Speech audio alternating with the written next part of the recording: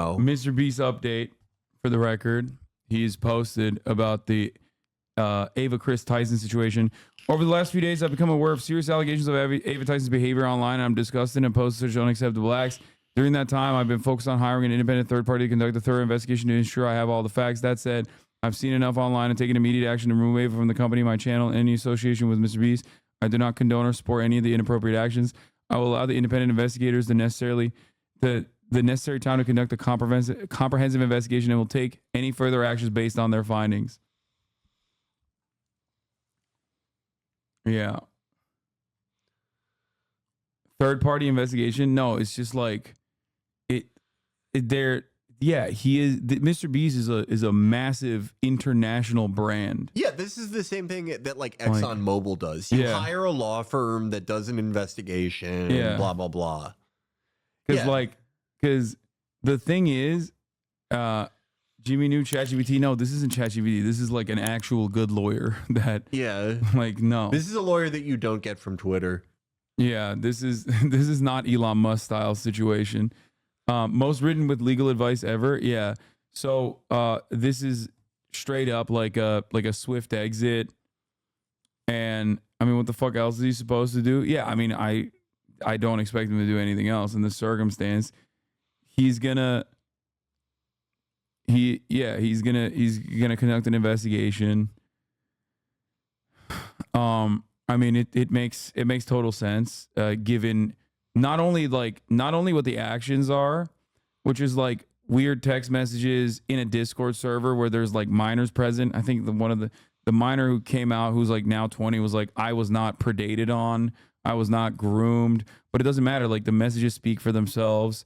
And beyond that, the fact that Ava is trans, of course, does not help cause any sort of sympathy from anybody that looks at that, regardless, especially because it was like greatly boosted by a lot of people. It was greatly boosted by a lot of people that immediately jumped on it to be like, yo, this is every trans person is a groomer, pedophile. We got it. Like we found it. So it was, even if what she said wasn't gross, which I don't think that is, I think what she did was gross for the record. But even if what she did wasn't even gross or inappropriate, weird, like having conversations with a minor across the board, people would have still made this a PR nightmare regardless. And it happens to be a situation where it is like, it does absolutely hit like the weirdness shit. The Shad allegations are an entirely different story. It's like, that's the type of shit that like I find personally unconscionable and gross. And it's like Lolly is completely unacceptable. Except, you know, ain't nobody's taken down all these people who apparently were all associated with Shad. Like literally every content creator in the fucking edgy meme space has been like associated. So fucking weird. Yeah. How does...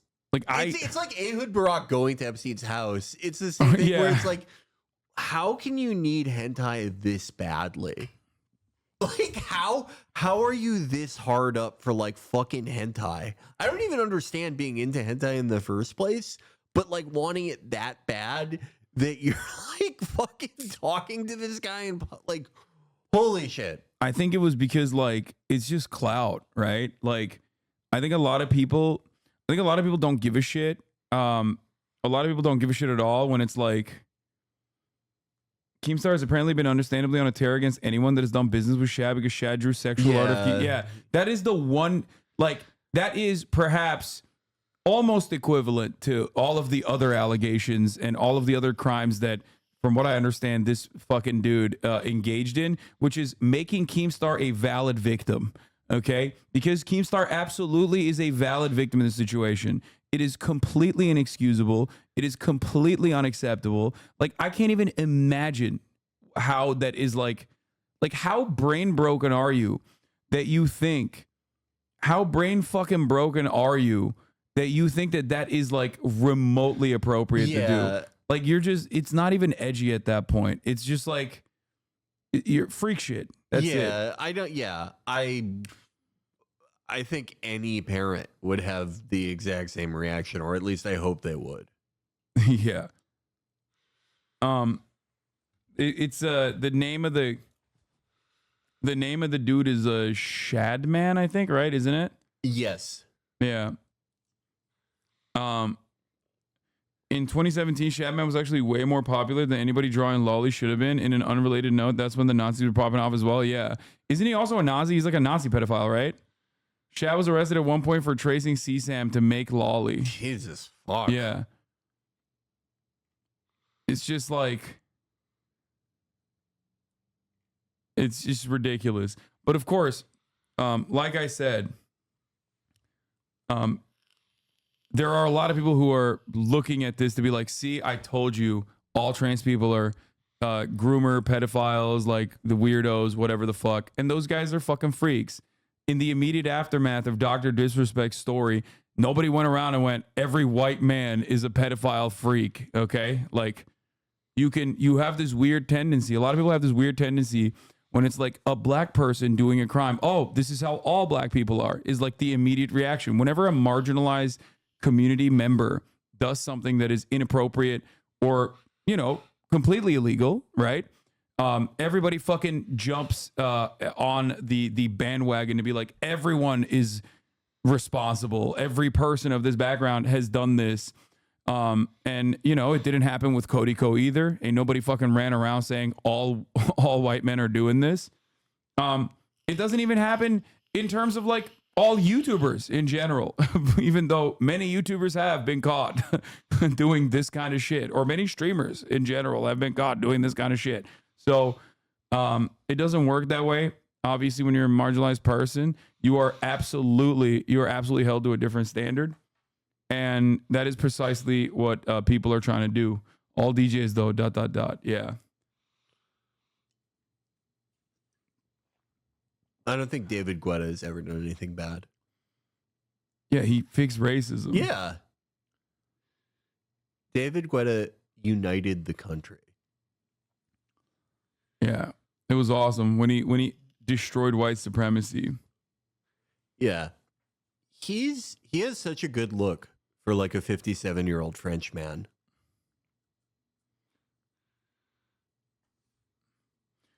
I'm not gonna lie, if you're an adult interacting with minors on Discord, Twitter, etc. on a daily basis is very weird. I agree. Yeah. It's just like, it doesn't make any fucking sense. It doesn't. Like, is that comment that Jimmy made about Bad Baby real? Yes, of course. That's the other side of the story, is that like he and Ava were like very, like they were all fucking 2016, 2014, 2015, 2013. They were all edgy. They were all like super edgy content creators that had like made pedophilia jokes all the time. The problem is, for Ava at least, she had not come out or even recognized that she was trans back then. So of course, when they were popping off, they were defended and seen as like edgy white boys. You know what I mean? That's it. That's the difference. Wasn't Mr. Beast 11 in 2016? Yeah, they were young as fuck. But like, yeah, that's the other side of it. It's just like they're still kind of young, if I'm not mistaken. In general, I just don't like the idea of like holding people's like public posts they made when they were like 16 against them, you know? Yeah, they were 16 in 2016. People forget Mr. Beast was a PewDiePie stand during the Felix Weird Nazi arc. Yeah, I didn't have that. What? A weird Nazi arc? I'm kidding. Wait, what? I don't know. Because his name's Felix. I like doing. Oh, you did the classic Felix bit. Yeah. Oh my god, chat does that every time, dude. Every time they're like, "XQC's coming on the stream," and it's like, yeah, dude, XQC's coming on the fucking stream, dude. Not. Oh my god. I didn't do that. Chad is from Switzerland, got an art scholarship, but had a public portfolio his school found and literally had him arrested and expelled. So he started drawing anything for money, and that's how his edgy persona developed, alienated himself to extreme. I know this because I was a Newgrounds kid. You have to be so weird for like the Swiss to exile you. Yeah, if you're one of them. Fuck? They probably that is probably like the capital of Eyes Wide Shut shit, Switzerland, and they were like, this is too fucked up for us. Yeah. 20 talking to kids is nasty though. 100%. Yeah. You will never. I will. That's insane. I will never argue against that. Right. No. These are Like two different thoughts. Like I don't know who you would be speaking to in that situation. Because I'm not like, no, you know, it's acceptable actually. Like, no, it's not. It's completely unacceptable. What the fuck? Oh. I mean, we said it earlier. It's only acceptable to employ them. That's the only okay thing to do. But don't talk to them. Yes, exactly. The age of conversation. Yeah. How old is her, Mr. Beast's political future? I don't know. He could do like a... Jimmy was 18 in 2016, not 16. Okay, regardless. Bro, come... Okay, he was young as fuck is my point, okay? He's a teenager at that point. And that's not a good enough excuse regardless, because again, I remember that time online. I was online at that time. And let me tell you, I was getting fucking... I was getting harassed pretty much, not to the same degree, of course, but I didn't have the same like security and the same safety net or the community at the time. But I was at the Young Turks and I was getting shitted on nonstop by all the edgy white boy YouTubers. Not to say that was what, not to say that was what Mr. Beast was doing, but like pretty much the entire space was very, very aggro back then, which is why I always bring that up. Like the internet has definitely gotten a lot better. It's getting worse now with like Twitter. It's getting significantly worse now with Twitter, but like I remember like that era, 2014, like the Gamergate era was pretty fucking bad. There was not really a lot of avenues for leftist content. Like that didn't really exist. Yeah, no. And then Chapo Trap House came out. The first podcast. Yeah, the first podcast to ever do it. If people could see my posts from 2018, they would kill me. Not because I said anything like, like that bad, but it was just like, I would like at Jim Norton and be like, great episode today. People would kill me. I wasn't a fully formed human yet. Yeah.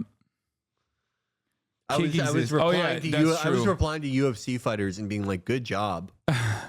Great fight, people would sir. Kill me if they saw that. It was annoying back then. People just thought it was cool to be a terrible person without any reasoning or justification, just clout. Yeah. And plenty of people did get clouted up off that shit, which is why it almost reflected like kick style degeneracy in some ways. Yeah. That's why when you look back at that's why the joke is like, whenever you look back at a video from like 2014, you're like, there is going to be people saying slurs in this video for sure.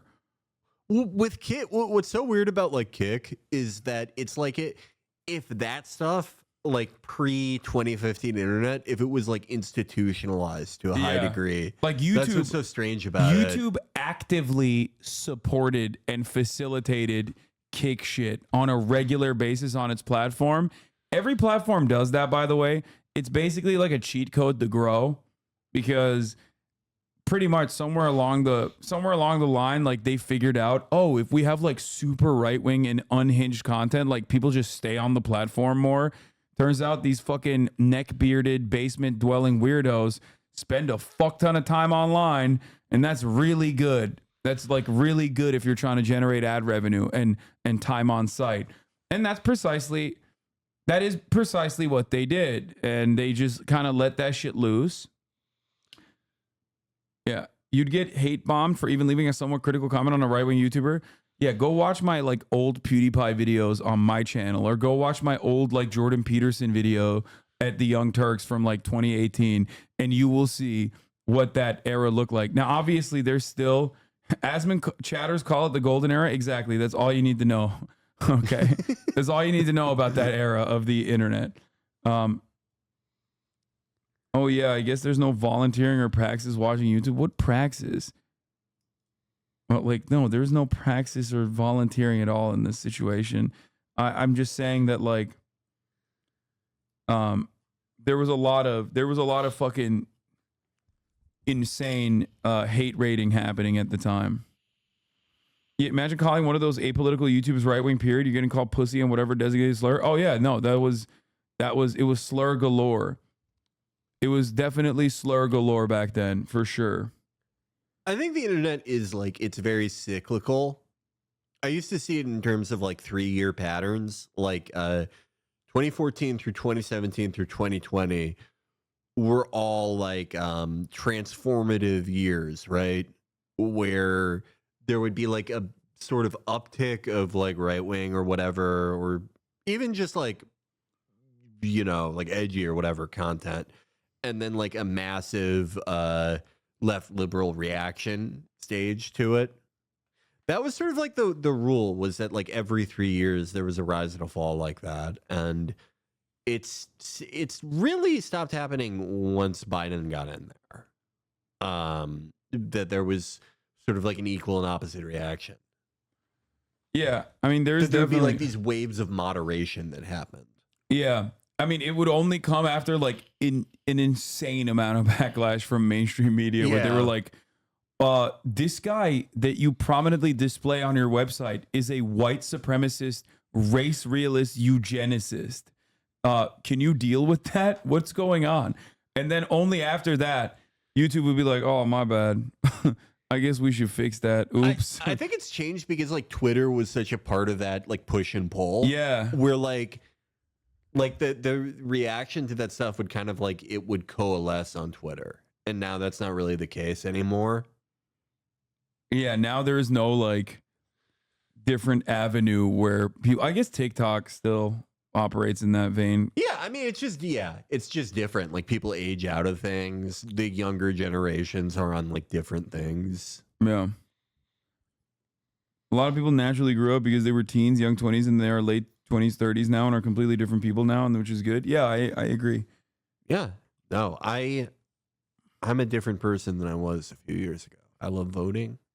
I support planes. Would you say that it's an accurate statement to say the far right wingers spend more time than online far left wingers? I mean, there's just a smaller amount of left wingers. I don't know how I could quantify that too. Yeah. You know, there's just less like far left wingers in general than like people who are far right. If we're talking about like political extremes in terms of like what is permissible in American politics, like I don't think there are. I think that there are significantly more like out and about extremely right wing, like beyond Fox News, or at least Fox News adjacent and beyond Fox News right wingers. And that dynamic exists. Like the broadest population is still liberal, and that liberal population is like all the way from, you know, social democrats to fucking to you know, Fox News Republican racists, right? But what I'm talking about is like outside of that equation, you have like the white supremacist national socialists, right? And then you have like, I guess, socialists. Yeah. And the socialist number is like way smaller. I'm sure they spend a lot of time online just like the Nazis do, but the Nazi number is far larger than the socialist number, in my opinion, in the Western media, in America especially. I do, yeah. I think there are a lot of people who like, they might even like categorize themselves as far left, but their actual beliefs, what they boil down to, may not actually be that. It's more like left liberal. Who, far left? Yeah, no, I think there are people who like self-identify as far left online who aren't really quite sure what that means. You guys are the most closed-minded people, but claim we should be open-minded. This country's gotten where it is based off the Constitution, which is based off the Bible. Anyone that can't honor that should leave this country and go somewhere that matches your beliefs. Wait, is his name Nomad? Yeah, looks like you like going to other countries, Mr. Nomad. Dude, I'm gonna unban him. He's awesome. I can't believe we banned that guy. That guy's got it. Dude, that's like, I love when someone is like posting like a 45-year-old. Yeah. Like that's a Facebook. That's not even 45. That's like 67. Yeah, that's like a guy who read all of Bill O'Reilly's assassination books. You know what I mean? Like shit you can't even find at the fucking airport clearance bin. Like this motherfucker went to Barnes and Noble and purchased the first copy he could get. Yeah, he loves reading like a David McCullough book called like the Dare of America. come on, man. Oh, that's so sick. He's not even a dad. He's a grandpa. How did he even get in here? I don't know, dude. That's what I mean. It's just like it's wild. Like that's like kind of Twitter too. Now you see like 50-year-old men like interacting with groypers. Yeah. Oh, one of the funniest. I like very rarely check the show's email account, but one time that I did like 5 or 6 years ago, or longer than that, I had written like it was like a movie review that I wrote or something, or like something about a UFC event, and there was a line in there about Reinhard Heydrich's death, and I checked the Chapo email, and there was one like directed towards me. And it was like, don't ever speak negatively of Reinhard Heydrich again, you Jew piece of shit. And then at the bottom of it, this is the best part of it to me, was that it said, sent from AOL, sent from my iPad. And it was like, oh, that's like a 62-year-old man. That's awesome. Who like loves, like you have to be so into the Third Reich to be like specifically like Reinhard Heydrich. My guy. Yeah.